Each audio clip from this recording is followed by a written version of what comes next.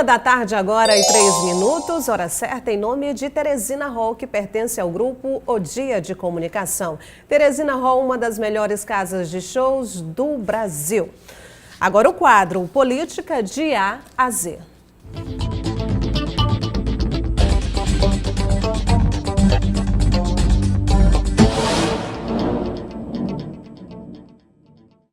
Boa tarde, Arimatea Azevedo. Boa tarde, Nájera. Bom, a quinta-feira que, digamos, de surpresas para os brasileiros, mas daqui a pouquinho a gente fala sobre essa surpresa, porque eu queria que você acompanhasse comigo, e você também, telespectador, uma matéria que nossa equipe fez, porque as obras paralisadas aqui do Piauí foram destacadas hoje pela manhã na Câmara Municipal. Os debates de ideias, entre os debates de ideias, Arimatea, sobrou até para a Prefeitura de Teresina. No pronunciamento do vereador Aloísio Sampaio, do Progressistas, foi lembrado que as obras da duplicação das BRs 316 e 343 foram iniciadas em 2012 e ainda não concluídas. E nós estamos vendo essas obras paralisadas. E isso, além de prejudicar as pessoas que têm que sair da nossa cidade ou entrar, causam um risco inclusive de acidentes.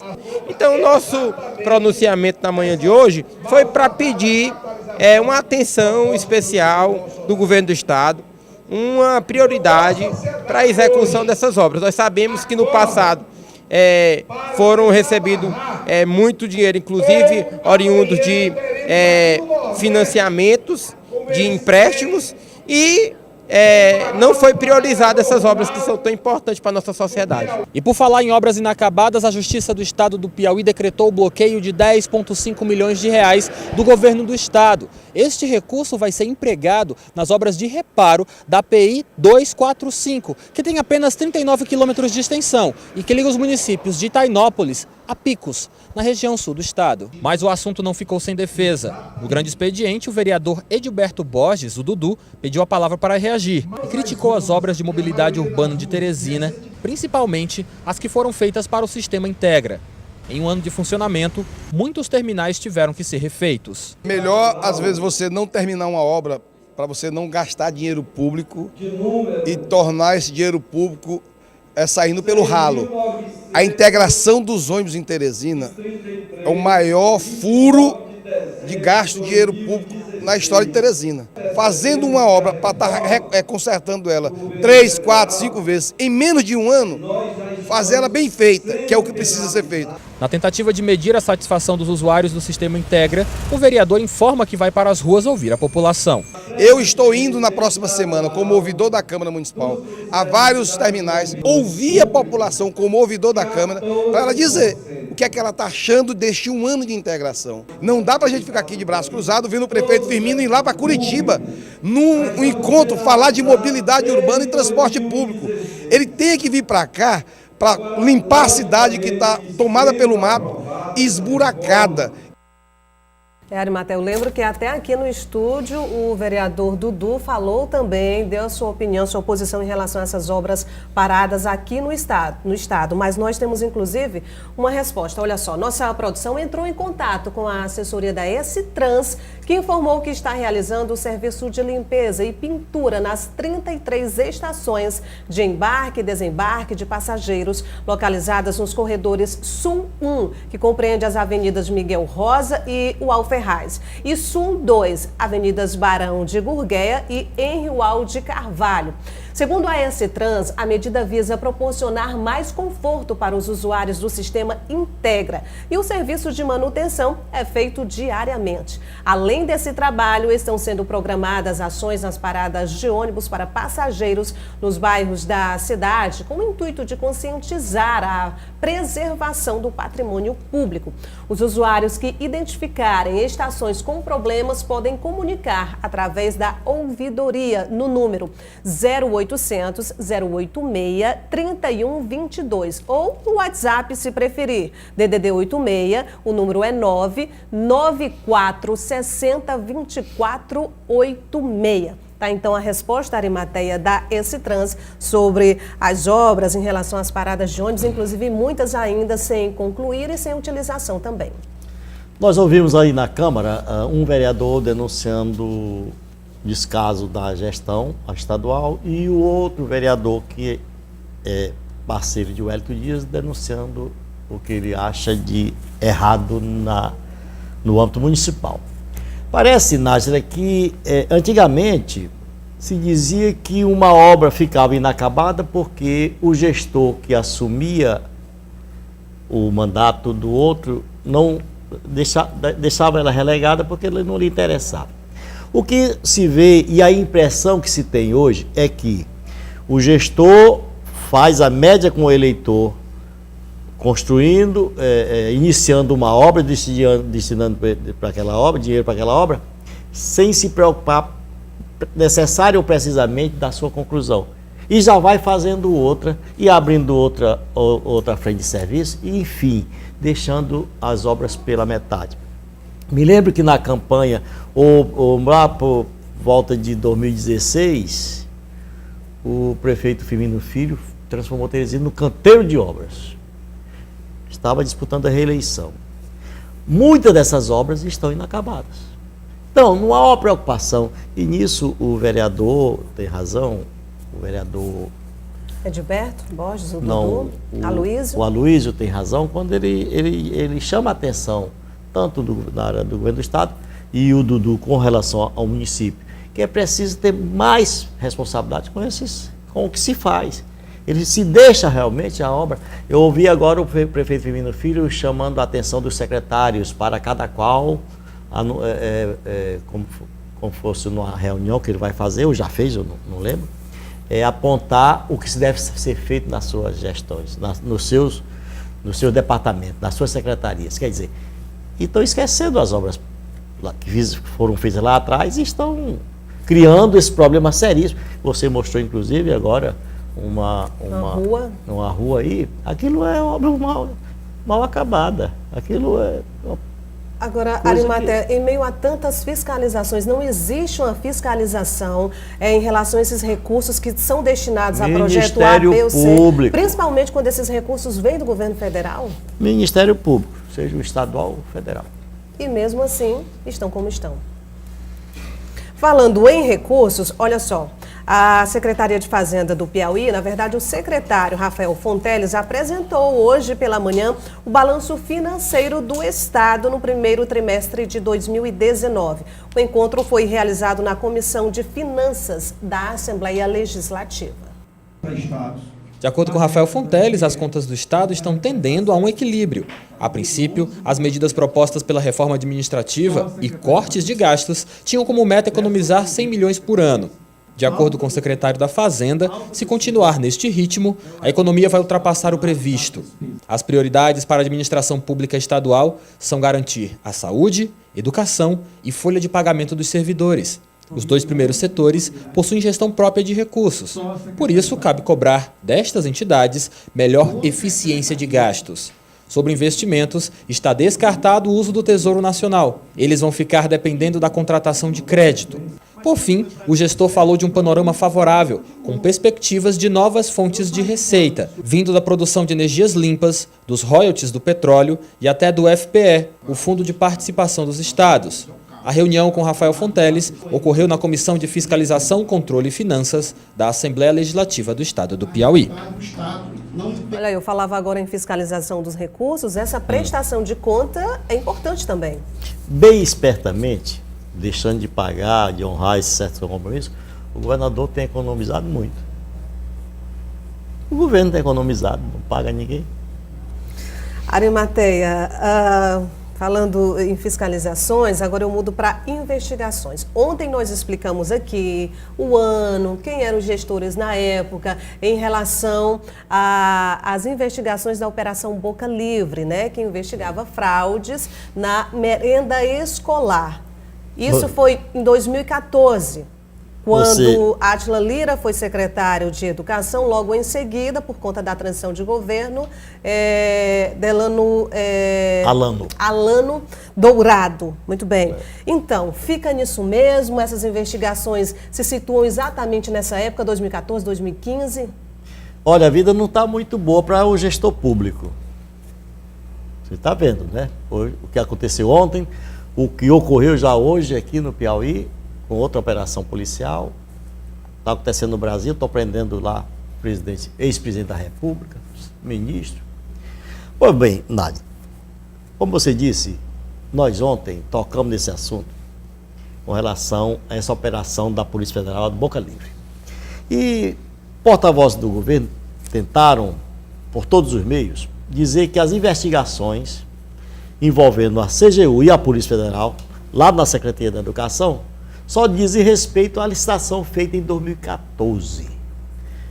Essa licitação feita no governo Zé Filho, o governo tampão de 10 meses do Zé Filho.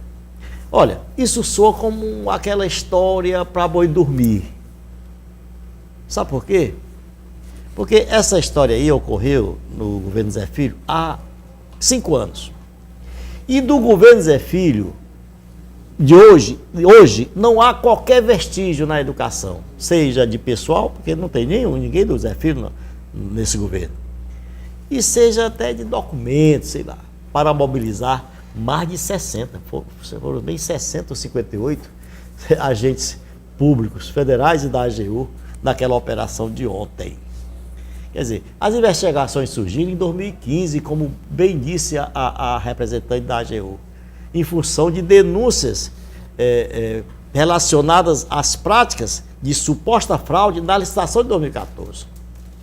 Realmente, com foco nas malfeitorias de 2014. Mas essas investigações vêm se arrastando de lá para cá, investigando as mesmas empresas que continuam com o pé na lama, ou melhor, que continuam operando supostamente em esquema fraudulento. Elas não deixaram de adotar de lá para cá as mesmas práticas de 2014. Então, é preciso apenas dizer que os atores podem ter mudado, mas as práticas continuam. Aí eu lhe pergunto, uma ação da polícia como essa não intimida futuras ações desse tipo? Olha, a impressão que se tem é que as coisas acontecem e as pessoas envolvidas querem passar para a opinião pública que não é com elas. É ali com o vizinho. Olha, houve uma investigação no município X. Aí o cara diz, não, foi bem, ele intimou. Quer dizer, como fosse com eles. Eu só quero dizer que esses agentes públicos piauienses botem as barbas de molho. Como nós dissemos aqui, ontem foi a vez dessa operação conjunta da Polícia Federal e da AGU. E hoje está em curso uma do GAECO, que é o grupo do Ministério Público, em parceria com polícia, parece Polícia Rodoviária Federal, Polícia Civil, Polícia Militar, e atrás de prefeitos e empresários metidos em fraude de licitações.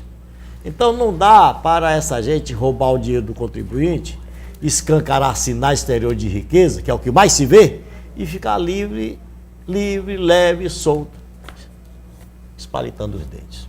Não dá. É preciso, entretanto, construir mais cadeias para não mexer com os direitos humanos de que os presos que são colocados lá são maltratados nas cadeias imundas existentes. Porque do jeito que vai, tanto a nível municipal, estadual e federal, realmente vai ser preciso fazer um grande investimento em presídios. Deixa eu mudar agora para outro capítulo. Cargos federais. Tem algum capítulo novo, né? Você lembra, Nádia, que ontem mesmo nós demos eu falei até aqui que numa conversa com o coordenador da bancada federal, que é o deputado Átila Lira, ele antecipou os nomes, né? Nós falamos aqui de 8 órgãos. Seria a Codevasf, Presidência Nacional para o senador Ciro Nogueira, e, claro, com porteira fechada, que ele pegaria também a coordenação da Codevasf aqui. E vários órgãos aí para deputados. Esquecemos até de citar o Elmano, que o Elmano já tinha um DENIT. Pois bem, como eu disse, deputados e os senadores, que são 2, é o Elmano e o Ciro, já estão com 8 órgãos federais prontos para fazer as indicações regionais. Mas veja bem, isso faz lembrar aquela canção do Erasmo Carlos, que era um homem para chamar de seu, mesmo que esse homem seja eu. Eu estou fazendo essa colocação pelo seguinte: os deputados e senadores não vão poder indicar pessoas de fora dos quadros de algumas repartições públicas federais. Nesses órgãos vai prevalecer a escolha de técnicos dos seus próprios quadros. Então é aquela história. Eles têm que ir nos órgãos para tentar apadrinhar alguém. E aí sim, cada um pode dizer, terá o nome para dizer que é seu, mesmo que na prática não seja seu. Ou a canção pode mudar, quero um cargo para chamar de meu? Não, porque aí no caso aí é o padrinho. O cargo eles têm. Como quem diz assim, o INSS é do deputado federal Flávio Nogueira. O INSS dificilmente colocará na superintendência daqui, o gerência, uma pessoa de fora dos quadros. Tem que ser de lá. Não, o Flávio tem que chegar lá, ligar, fazer um apanhado dos funcionários. Aliás, tem funcionário que já sai correndo atrás. Sai. Porque é a história, o cara que está querendo, né, fazer, crescer, Mas com a subir. indicação, Arimatea, também a canção pode ser essa, quero um cargo para chamar de meu. Também, mas eles vão ter que correr atrás. Bom, Arimatea, eu comecei a nossa conversa falando da surpresa que o Brasil, na verdade, foi surpreendido hoje pela manhã com a prisão de mais um ex-presidente da República. Estamos falando de Michel Temer. Já preso Lula, Luiz Inácio Lula da Silva, agora foi preso hoje pela manhã pela Lava Jato, Michel Temer. O que isso significa para o nosso país? Muito mais cedo do que se esperava. A prisão do ex-presidente Michel Temer demonstra, e eu tenho dito isso, que no Brasil, alguns agentes públicos, juízes federais e os procuradores, ainda que alguns sei cedo, querem aplicar a máxima da tolerância zero para as malfeitorias. Isso apenas e tão somente quer dizer que a lei é para todos. Já estamos passando da época em que no Brasil só se prendia preto, pobre e prostituta, ao ponto de que, na jurisprudência, a justiça criminal era considerada de pobre para o pobre, só se aplicava contra pobre. E até hoje, essa justiça criminal é, de certa forma, relegada a segundo plano nos cursos de direito. Prender um presidente da República, como fizeram com o Lula e agora com o Michel Temer, parece que esse é já o 8º presidente que já foi preso da história do Brasil. E deixar amargando na cadeia o empresário mais rico do Brasil, como foi o Marcelo Odebrecht, é fazer com que o cidadão passe mesmo a acreditar que aqui, nesta nação, a justiça funciona. Ou pelo menos começa a funcionar. Para todos. Eu diria, em outras palavras, não fique pensando os agentes públicos que metem a mão no dinheiro ilicitamente, seja no campo federal, estadual e municipal, que eles vão escapar. Ser gestor público é para administrar e cuidar dos bens dos outros e não se apoderar deles para si próprio. Aí você falou a questão de justiça e eu volto naquela pergunta, ações como essa servem para intimidar? Eu não diria para intimidar, eu acho que olha, mostrar que o Brasil está mudando, que as coisas estão mudando, eu acho fazendo que se está aplicando a lei. Aí você diz assim, a prisão do Temer agrada a quem? Nessa história desse maniqueísmo, né? O mal contra o bem, tem um lado, o extrema-direita e o da esquerda. Agrada a quem? Quem que está festejando isso? Aqueles que estão festejando a prisão do Temer e ainda hoje dão gargalhada com a prisão do Lula, se preparem, porque de laranja em laranja é preciso saber onde está o Queiroz. Pelo menos... Prenderam agora há pouco um laranja do Temer, que era um coronel, era um militar, o coronel Lima. E onde andará o Queiroz? Então, essas coisas estão a acontecer. Não tem essa história de que se torça ou se bata a palma pela prisão desse ou aquele. Mas se é para aplicar a lei, vamos seguindo as investigações e vendo o que vai dar. Esse é o trabalho da Polícia Federal. Trabalho da polícia, da justiça, do Ministério Público, do cidadão. Você souber de alguma malfeitoria, aproveita e denuncia. De preferência para nós que ainda dá em primeira mão. Por hoje é só, Arimatea. Até amanhã. Até amanhã. Boa tarde para você. E no próximo bloco, em jogo morno, River e Altos ficam no empate sem gols do Albertão.